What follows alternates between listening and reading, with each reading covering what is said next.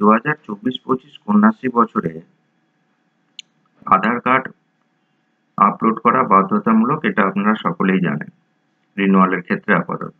এরপর ভবিষ্যতে হয়তো ডিপার্টমেন্ট, এটা আমার ধারণা, যে ফ্রেশ K1 এবং আপগ্রেডেশনেও এই একই পদ্ধতি অবলম্বন করবে।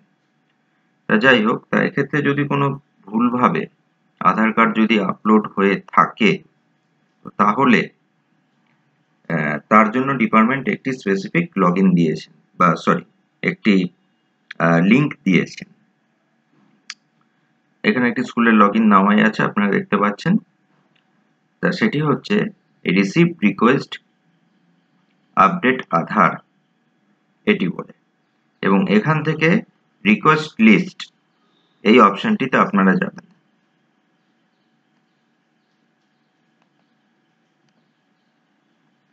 এখানে ইয়ারটি 24-25 সিলেক্ট করবেন, করে দেখা যাক যে এখানে কিন্তু কোনো আপাতত এই স্কুলের ক্ষেত্রে আসছে না।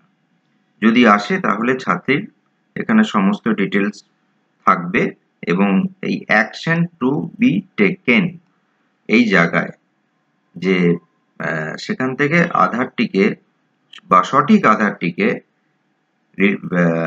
রিআপলোড করার অপশন দেবে।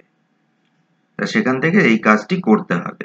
এক্ষেত্রে যদি কোনো আপনারা সমস্যার সম্মুখীন হন, তাহলে অবশ্যই এই ইস্যু ট্র্যাকিং এখান থেকে সেই ইস্যুটিকে লজ করবেন।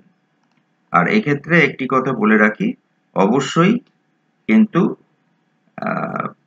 স্ক্রিনশট হোক বা আধার ইমেজ, সেটিকে আপনারা কিন্তু আপলোড করবেন অবশ্যই